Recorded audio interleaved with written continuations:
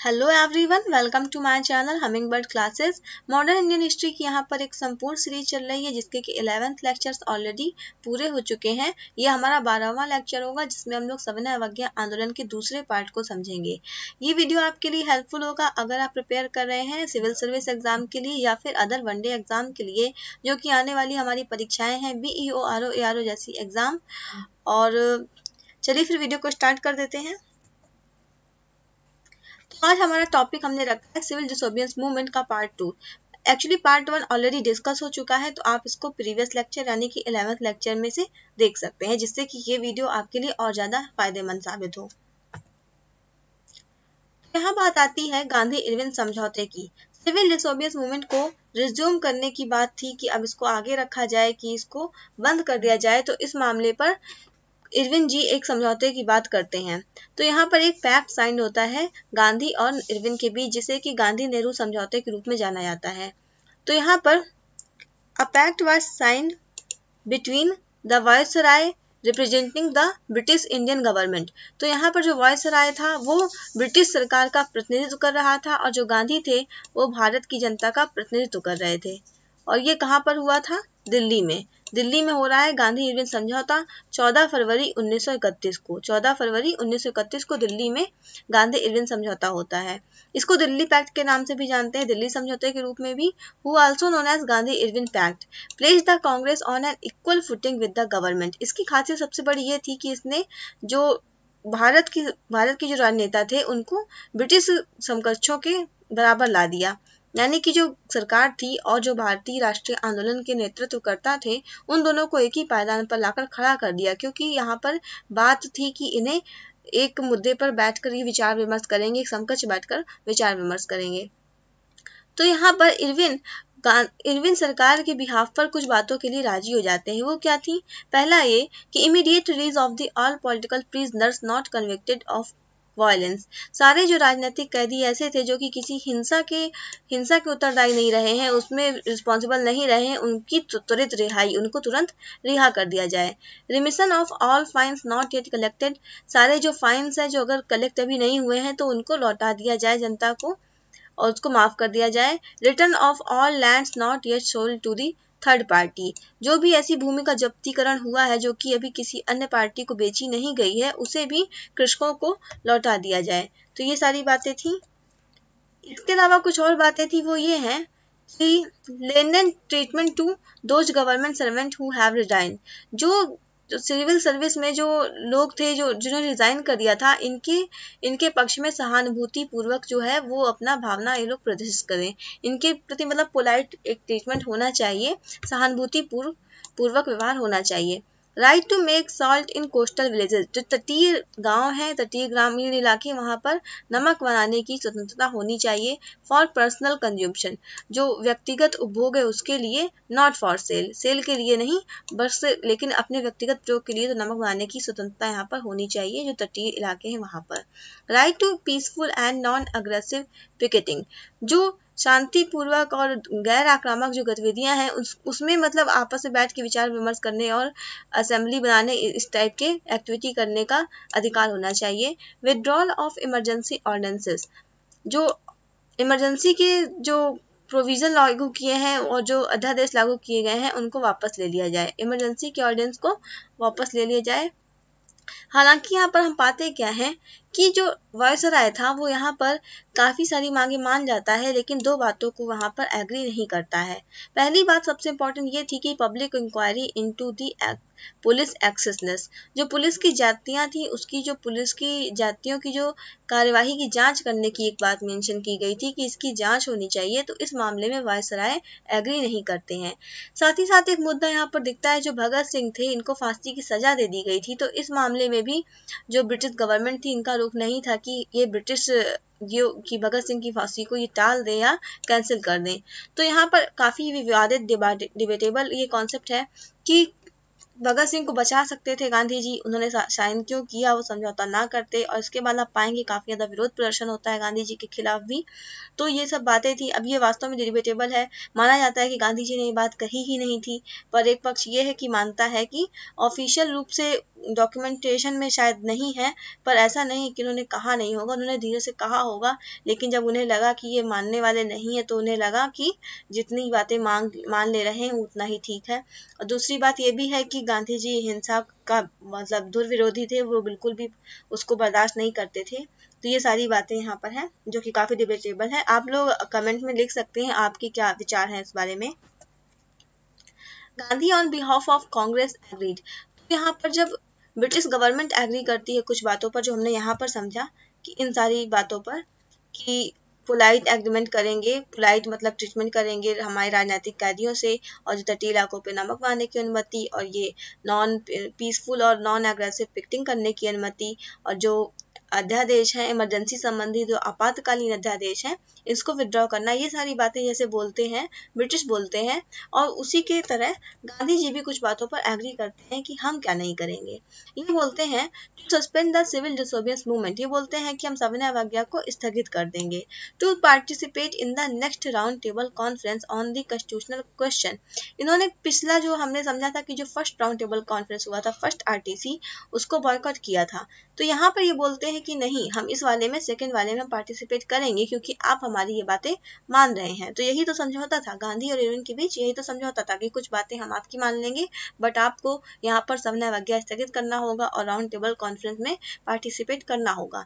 तो यहाँ पर बात हुई कि on the constitutional question around the 3 lynch pin of the federation. यहाँ पर बात होती है कुछ बारे में कि जो भारतीयों को एक रिस्पॉन्सिबिलिटी होनी चाहिए, यहाँ पे जो उत्तरदायी सरकार हो उसका गठन हो, रिजर्वेशन और सेफ गार्ड, कुछ संरक्षण यहाँ पर प्राप्त हो, कुछ रिजर्वेशन प्राप्त हो, ये सारी चीजें जो भारतीयों के हितों में है, ये सब हमें मिलनी चाहिए। इन सब के बारे में यहाँ पर राउंड टेबल कॉन्फ्रेंस में चर्चा होगी, ऐसी बातें यहाँ पर बोली गई गांधी जी द्वारा कांग्रेस के बिहाफ पर। आगे हम लोग समझ लेते हैं कि इसका इवैल्यूएशन कैसे किया जा सकता है। सिविल डिसोबियंस मूवमेंट आखिर कितना सफल रहा, कितना असफल रहा। माना जाता है कि गांधी इरविन पैक्ट एक रिट्रीट था, यानी कि गांधी जी पहले सविनय अवज्ञा कर रहे थे काफी जोर शोर से, लेकिन यहाँ पर समझौता क्यों कर लेते हैं, इन्हें आगे बढ़ जाना चाहिए था, इन्हें पूर्ण स्वराज और आगे और भी बातें में आगे बढ़ जाना चाहिए था, अपनी डिमांड्स को और खुल के रखना चाहिए था, ये एक तरीके से समझौता क्यों कर लिया। तो इसका जवाब ये है कि ये एक रिट्रीट नहीं था, ये एक वापस लौटने वाला कदम नहीं था, कदम अपने पीछे खींचने वाला बात नहीं थी ये। दरअसल mass movements are necessary short lived. जो जन सत्याग्रह या जन आंदोलन होते हैं, वो अनिवार्य रूप से छोटे जीवन के होते हैं, क्योंकि जो जनता है उसकी बलिदान करने की शक्ति सीमित होती है। Capacity of the masses to make sacrifice unlike that of activist is limited। जैसा कि मैंने आपको बताया कि मासेस की बलिदान करने की शक्ति सीमित है, क्योंकि जो एक्टिविस्ट है, जो कार्यकर्ता है, और जो सत्याग्रही है, जो बलिदानी है, जो क्रांतिकारी हैं, इन सब में तो मतलब असहनीय क्षमता होती है। लेकिन हर एक व्यक्ति, जो आम जनता है, जो अपना जीवन जैसे तैसे व्यतीत कर रही है, वो कितना बलिदान करेगी, उसकी एक सीमा है। तो इसको देखते हुए भी यहाँ पर ये सोचते हैं कि चलो साइन कर ले। तो यहाँ पर हम ये भी पाते हैं कि जो सितंबर 1930 का जो पीरियड था, उसके बाद से आंदोलन काफी छीड़ हो गया था, काफी गतिविधियां कमजोर हो गई थी, मुख्य रूप से जो दुकानदार होते थे और व्यापारी वर्ग होते थे उनके बीच, जिन्होंने कि पहले के आंदोलनों में काफी अच्छे से जुझारू रूप से पार्टिसिपेट किया था, पर लेकिन यहाँ पर क्या होता है कि अब ये इनका जो हिम्मत था, उनका जो धैर्य था, वो कहीं ना कहीं कमजोर हो जाता है और आंदोलन छीड़ होने लगा था। तो ये भी एक कारण था। Comparison to non cooperation movement. अब अगर सविनय अवज्ञा का तुलना किया जाए पहले के आंदोलन यानी कि असहयोग आंदोलन से, तो क्या क्या बातें यहाँ पर डिफरेंट थी। तो यहाँ पर कुछ बातें थी। There were certain aspect in which the civil disobedience movement differed from the non cooperation movement. पहला क्या था कि स्टेटेड ऑब्जेक्टिव, जो ऑब्जेक्टिव था इस आंदोलन का, ये यहाँ पर था complete independence, Purna Swaraj, and not just remedying to specific wrongs and a vaguely worded Swaraj. ना कि यहाँ पर पहले जो एक स्वराज टर्म का प्रयोग करते थे कि हमें स्वराज चाहिए, सेल्फ रूल, तो ये काफी अस्पष्ट होता था कि स्वराज के अंतर्गत आप कितनी स्वतंत्रता होगी, कितनी नहीं होगी, ये काफी अस्पष्ट था। जबकि यहाँ पर पूर्ण स्वराज अगर बोल दे तो इससे पूरी तरह स्पष्ट हो जाता है कि पूर्ण स्वराज, हम पूरा अपना निर्णय लेंगे, हमारी सरकार पूरी तरह से उत्तरदायी होगी, ये सारी बातें थी। तो यहाँ पर इसको डिफाइन किया था पूर्ण स्वराज के रूप में। साथ ही साथ यहाँ पर specific wrongs, remedying to specific wrongs and a vaguely worded Swaraj. तो ये सारी बातें हो गई। The method involve violation of law. यहाँ पर महत्वपूर्ण बात ये है कि कानून का जो उल्लंघन है, कानून को तोड़ना, ये बातें यहाँ पर उभर कर आती हैं। जबकि पहले वाले में क्या था कि हम नॉन कॉपरेशन करेंगे, असहयोग करेंगे, कि आपकी कोई काम में हम ऐसे सहयोग नहीं करेंगे। और यहाँ पर क्या है कि एक प्रकार से अड़ंगा लगाना कि आप जो कर रहे हैं उसका अपोजिट हम करेंगे, या हम किसी प्रकार की नीति का विरोध थोड़ा प्रत्यक्ष रूप से थोड़ा आगे खुल के कर रहे हैं। तो ये थोड़ा सा एक स्टेप आगे की बात है। There was a decline in form of prospect involving the intelligentsia। जो बुद्धिजीवी वर्ग था, इसकी यहाँ पर भागीदारी में कमी यहाँ पर देखने को मिलती है। जैसे कि जो लॉयर्स थे वो प्रैक्टिस को जो छोड़ देते थे, वो स्टूडेंट्स जो स्कूल जो होते थे, सरकारी स्कूल और जो कॉलेजेस, उसको छोड़ देते थे। तो ये सब यहाँ पर कम देखने को मिलता है, असहयोग की तुलना में यहाँ पर कम देखने को मिलता है। Muslim participation was nowhere near the non cooperation movement level. जो असहयोग आंदोलन था उसमें जो मुस्लिमों की भागीदारी थी वो काफी ज्यादा थी, जबकि यहाँ पर इस वाले आंदोलन में सविनय अवज्ञा में मुस्लिमों की भागीदारी कम होती है। जाहिर सी बात है, वहां पर खिलाफत का मूवमेंट उठाया गया था, खिलाफत का मुद्दा, जिसके कारण से मुसलमानों की भागीदारी उसमें काफी ज्यादा थी। No major labour upsurge coincided with the movement. जो कोई व्यापक लेवल पर जो लेबर ग्रुप था, श्रमिक वर्ग, उसने भी कोई व्यापक भागीदारी यहाँ पर नहीं दिखाई। Massive participation of peasants and business group compensated for the decline of the other। हालांकि यहाँ पर कुछ कृषक और बिजनेस ग्रुप थे, तो इन्होंने जो बाकी decline of the other feature, तो इन्होंने भी यहाँ पर दिखाया कि यहाँ पर इनकी भागीदारी कम थी। Compensated for the decline of other feature, तो ये सारी बातें थी। Number of those imprisoned was about 3 times more than this time. तो राजनीतिक जो बंदी थे उनकी संख्या पिछले आंदोलन की तुलना में यहाँ पर 3 गुना अधिक थी। यानी कि असहयोग आंदोलन में इतने लोग नहीं बंदी बनाए गए थे जितने यहाँ पर बंदी बनाए गए थे। जाहिर सी बात है, असहयोग में इतना कड़ा रुख भी नहीं बनाया गया था कि वो लॉ तोड़ रहे थे, यहाँ पर लॉ तोड़ रहे थे। तो जाहिर सी बात है, सरकार को ज्यादा गुस्सा आएगा और वो ज्यादा से ज्यादा लोग को बंदी बनाने में ही अपनी बुद्धिमानी समझेंगे। Congress was organisationally stronger. तो कांग्रेस यहाँ पर सांगठनिक रूप से काफी ज्यादा मजबूत दिखाई देती है। ये सारे यहाँ पर माइनर और मेजर डिफरेंसेस हो गए कुछ, किसके बीच में, सविनय अवज्ञा और असहयोग आंदोलन के बीच में। Karachi session of 1931, Karachi session 1931 का, इसमें क्या क्या होता है इसे समझ लेते हैं। मार्च 1931 स्पेशल सेशन, फिर से हम आपका यहाँ पर ध्यान आकृष्ट करना चाहेंगे, दिस इज स्पेशल सेशन। हमने आपको बताया है कि कांग्रेस का जो सेशन होता था नॉर्मली वो दिसंबर में होता था। मार्च में या अक्टूबर अगस्त ऐसे मंथ में अगर होता था तो वो कोई महत्वपूर्ण आंदोलन, कोई महत्वपूर्ण बात पर ही डिस्कस करने के लिए होता था। तो जैसा कि नाम से स्पष्ट है स्पेशल सेशन, तो ये काफी स्पेशल होता था, महत्वपूर्ण होता था। तो ये क्यों होता है। On of the Congress was held at Karachi to endorse the Gandhi Irwin pact. तो गांधी इरविन पैक्ट को एक औपचारिक स्वरूप प्रदान करने के लिए यहाँ पर कराची सेशन होता है 1931। कांग्रेस रिजोल्यूशन में कौन कौन सी बातें उभर कर आती हैं इसे हम समझ लेते हैं। यहाँ पर होता क्या है कि कांग्रेस बोलती है कि हम कहीं भी किसी प्रकार से हिंसा का समर्थन नहीं करते हैं। Disapproving of and dissociating itself from political violence. राजनीतिक जो हिंसा है हम उससे खुद को अलग रखते हैं, लेकिन ऐसा बोलते हुए भी कांग्रेस यहाँ पर इनकी वीरता और बलिदान की प्रशंसा करती है। किनकी, इन शहीदों की, जो भी शहीद इसमें बुरे हालत में पहुंचे, जो भगत सिंह थे मुख्य रूप से। तो इन लोगों को जो सजा हो गई काफी दुखद था। तो यहाँ पर कांग्रेस भी इनसे सहानुभूति रखती है, उनके बलिदान और इनकी जो भावना थी इसकी प्रशंसा करती है। तो ये होता है कराची सेशन में। दिल्ली पैक्ट जो है उसको पारित किया जाता है, इंडोर्स किया जाता है, अनुमोदित कर दिया जाता है। गोल ऑफ पूर्ण स्वराजवाद रीटेटेड। तो यहाँ पर गोल अनाउंस किया जाता है कि हमारा गोल क्या है, पूर्ण स्वराज पाना है। 2 resolution were adopted which made the session particularly memorable.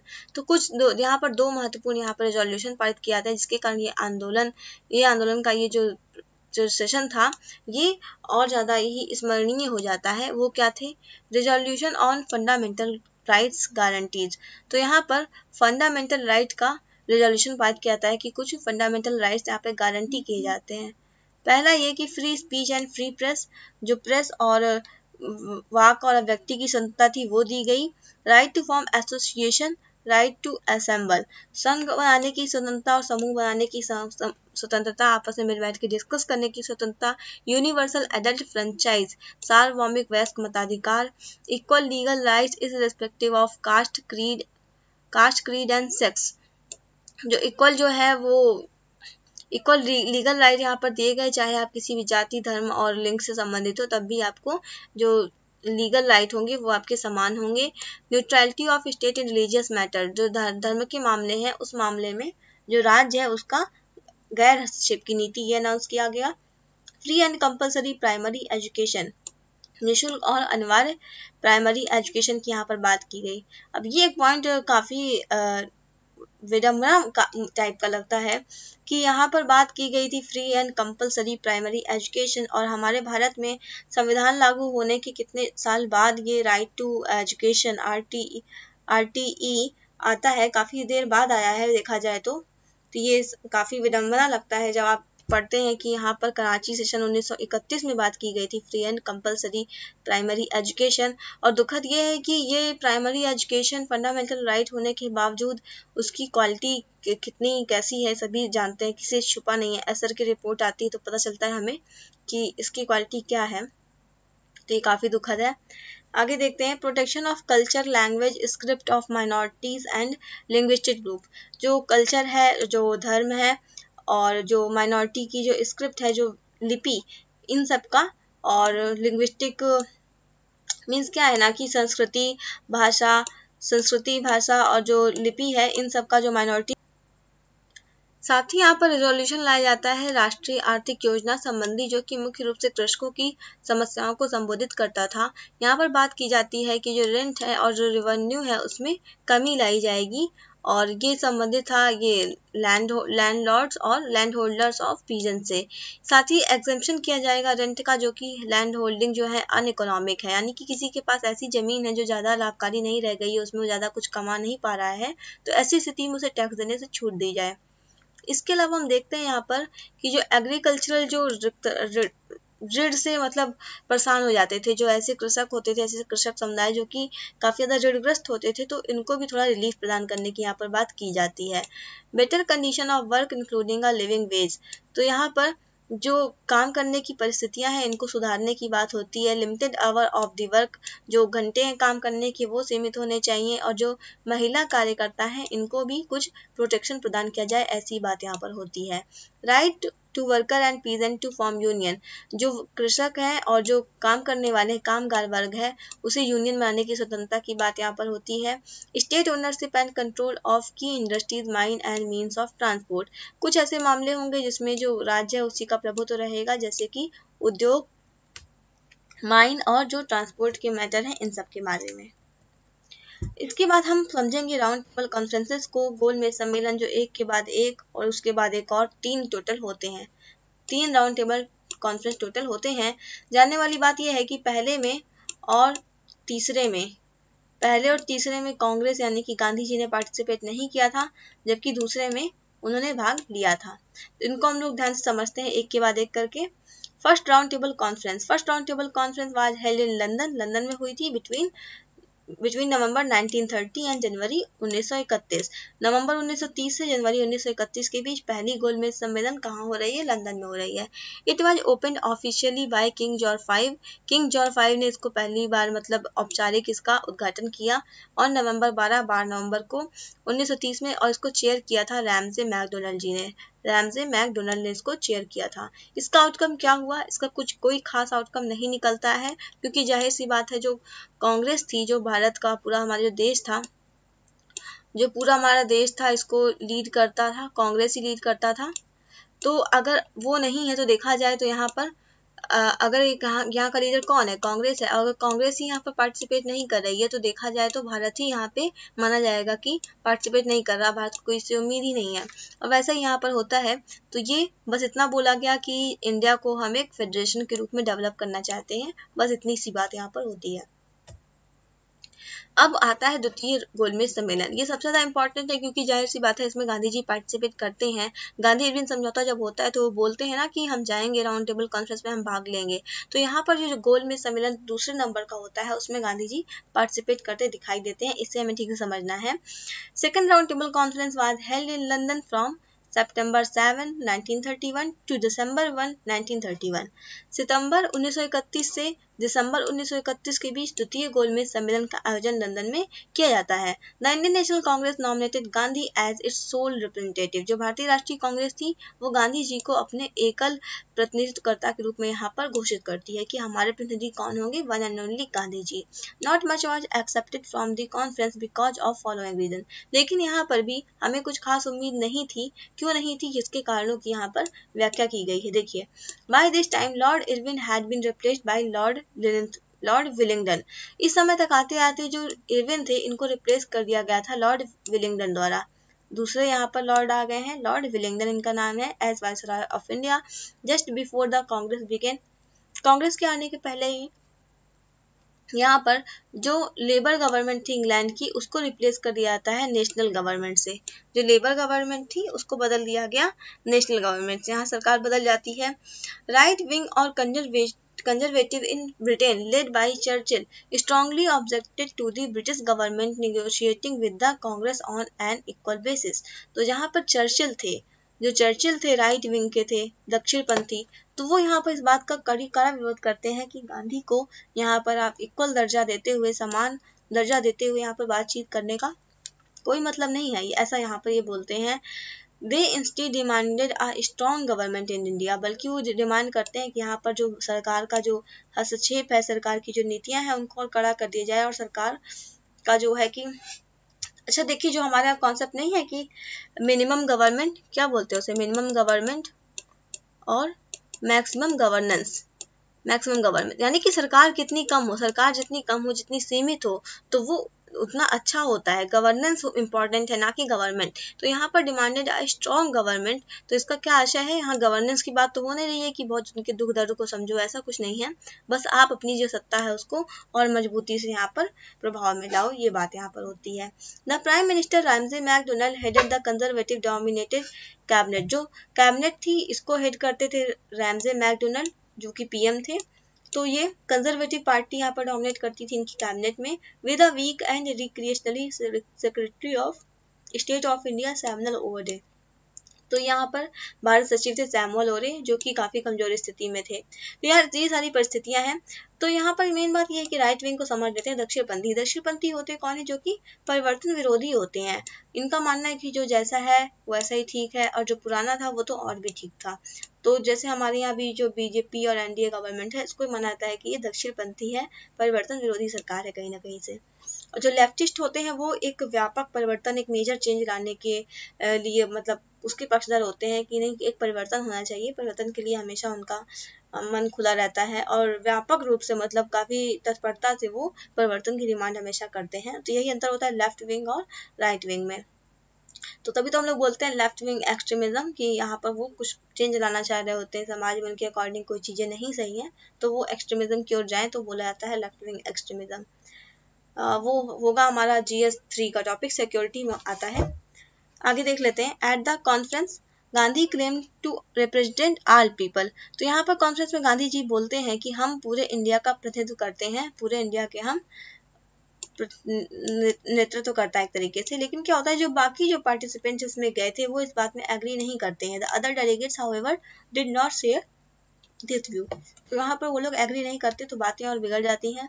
Gandhi pointed out that there was a need of a partnership between Britain and India on the basis of equality. Gandhi यहाँ पर बोलते हैं कि जो भारत है और जो ब्रिटेन है, इसके बीच जो समझौता है, पार्टनरशिप है, साझेदारी है, उसको एक बराबरी के दर्जे के हिसाब से करना चाहिए। He put forward a demand for the immediate establishment of a responsible government. तो यहाँ पर डिमांड करते हैं कि यहाँ पर तुरंत ही एक उत्तरदायी सरकार का गठन किया जाए सेंटर में, और न केवल सेंटर में, साथ में राज्यों में भी ऐसा किया जाए। Session soon got deadlock by the question of minorities. Session जो है वो तुरंत ही डेडलॉक की स्थिति में चला जाता है। डेडलॉक दिख रहा है लॉकडाउन फिलहाल, तो मतलब वो उस वर्ड दिख रहा है लॉकडाउन। तो डेडलॉक जो है वो डेडलॉक की स्थिति आ जाती है, गतिरोध की स्थिति उत्पन्न हो जाती है, क्योंकि यहाँ पर जो माइनॉरिटीज थे ये अपना इशू रख देते हैं। इनमें से सभी शुरू कर देते हैं एक बात की डिमांड कि हमें माइनॉरिटी का पैक चाहिए, हमें अपना रिजर्वेशन चाहिए। ये सारी बातें यहाँ पर उठने लगती हैं, जो कि काफी विभाजनकारी होती हैं। Princes were also not too enthusiastic about a federation. अच्छा, जो राजकुमार होते थे, जो रियासतें होती थी, वहाँ के जो राजा और राजकुमार होते थे, ये इस बारे में काफ़ी नकारात्मक रुख रखते थे कि यहाँ पर इनका मानना था कि यहाँ पर मान लीजिए भारत में केंद्र में कांग्रेस की गवर्नमेंट बन जाएगी या राज्यों में भी कांग्रेस की या अन्य दलों की गवर्नमेंट बन जाएगी, तो उस स्थिति में हमारा क्या होगा। मान लीजिए यहाँ कोई रियासत है, तो इसका जो प्रभुत्व था पहले, वो तो कहीं ना कहीं कम हो जाएगा, क्योंकि ये कहीं ना कहीं इसके अधीन चला जाएगा। तो जो रियासतें थी वो नहीं चाहती थी कि ऐसा कोई संघ बने। आप पाएंगे कि 1935 वाला जो एक्ट था वो भी बाद में प्रभाव में नहीं आ पाता है, क्योंकि ये फेडरेशन वाला इश्यू वहाँ पर भी दिक्कत करता रहता है। अब आउटकम क्या होता है सेकंड गोल में सम्मेलन का, इसको देख लेते हैं हम लोग। Lack of agreement among the many delegates group mean that no substantial result regarding India's constitutional future would come out of the conference। तो यहाँ पर जो डेडलॉक हो जाता है, जो विभिन्न डेलीगेट ग्रुप थे उनके बीच जो विवाद हो जाता है, उससे पता चलता है कि यहाँ पर कोई संवैधानिक जो योजना है भविष्य की वो नहीं बन के आ पाती है। Session ended with McDonald announcement of. Session and होता है जिसमें मैकडोनल्ड कुछ अनाउंसमेंट यहाँ पर करके जाते हैं, तो उसे देख लेते हैं क्या क्या उन्होंने बोला मैकडोनल्ड जी ने। इन्होंने बोला कि दो मुस्लिम मेजॉरिटी के दो राज्यों की स्थापना की जाएगी। पहला होगा उत्तर पश्चिम सीमा प्रांत नॉर्थ वेस्ट फ्रंटियर प्रोविंस और दूसरा होगा सिंध। सिंध की डिमांड हमने पढ़ा था, बल्कि इन दोनों की डिमांड ही मुस्लिम लीग पहले से ही कर रही थी, तो यहाँ पर इस बात को मान लेते हैं। उत्तर पश्चिम सीमा प्रांत और सिंध का गठन कर दिया जाता है। Setting up of an Indian consultative committee, एक इंडियन कंसल्टेटिव कमेटी की स्थापना की बात होती है। Setting up of 3 expert committee, finance franchise and states, 3 मामलों पर स्पेशल कमेटी विशेष समितियों की अपॉइंटमेंट की जाती है। The prospect of a unilateral British communal award if Indians fail to agree. अब बोलते हैं कि अगर सारे भारतीय इस बारे में एग्री होने में दिक्कत करते हैं, सारे लोग एग्री नहीं होते हैं, तो हम एक प्रकार का ब्रिटिश कम्युनल अवार्ड लाएंगे, एक यूनिलैटरल, यानी कि सभी पे एक ही प्रकार से लागू होगा, तो उसको हम लाएंगे कम्युनल अवार्ड, जिसका नाम होगा। इसके बाद होता है थर्ड राउंड टेबल कॉन्फ्रेंस। अच्छा, इसके बीच में आप सोचेंगे कि वो कहाँ गया जो अम्बेडकर जी का इशू था, और वो पूना पैक्ट जो होता है ये सारा छूट गया। ऐसा कुछ नहीं है, यहाँ पर फर्स्ट सेकंड और थर्ड को पूरा कलेक्ट किया गया है, इसके सारी बातों को बताया गया है। इसका जो नेक्स्ट लेक्चर आपको मिलेगा उसमें बिल्कुल डिस्कस किया जाएगा अम्बेडकर जी के बारे में, हम लोग बहुत ढंग से समझेंगे गांधी जी के थॉट्स, उनमें अंतर क्या था, सारी बातें हम लोग ठीक समझेंगे, उसमें कोई परेशान होने वाली बात नहीं है। तो अभी हम लोग यहाँ पर थर्ड राउंड टेबल कॉन्फ्रेंस को समझ लेते हैं। Third round table conference held between November 17, 1932 and December 24, 1932। तो ये 1932 में हो रहा है, जाहिर सी बात है। 17 नवंबर से 24 दिसंबर तक ही चलता है। And was not attended by Indian national Congress and Gandhi ji. तो यहाँ पर गांधी जी और जो भारतीय राष्ट्रीय कांग्रेस थी वो यहाँ पर हिस्सा नहीं लेते हैं। Recommendations were publish in a white paper.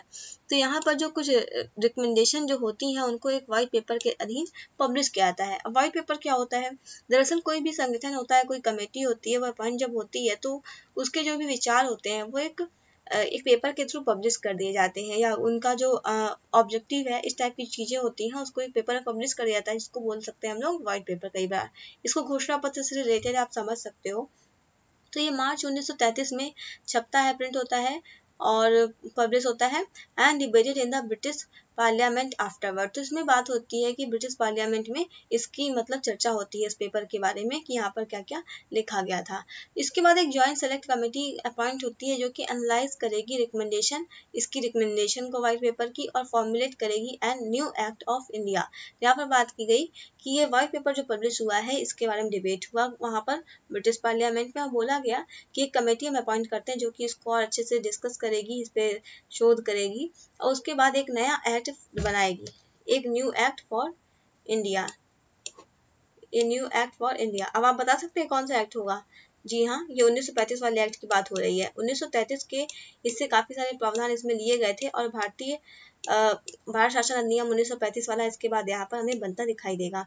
Formulate a new act for India and that committee produce a draft bill in February 1935। तो जो कमेटी अपॉइंट होती है वो एक ड्राफ्ट बिल लाती है फरवरी 1935 में, which was enforce at the government of India act of 1935 इन जुलाई 1935, जो कि जुलाई आते आते इसको पूरी तरीके से प्रभावी कर दिया जाता है, पारित कर दिया जाता है, और ये यहाँ पर एक्ट 1935 वाला हमें सामने आता है। इसको भारत शासन अधिनियम 1935 के नाम से हम जानते हैं। चलिए फिर ये वीडियो आज यहीं तक है। सिविल डिसोबीडियंस मूवमेंट इसके बाद रिज्यूम कर दिया जाता है, जो कि सेकेंड राउंड टेबल कॉन्फ्रेंस के बाद कुछ बातें नहीं मानी गई थी।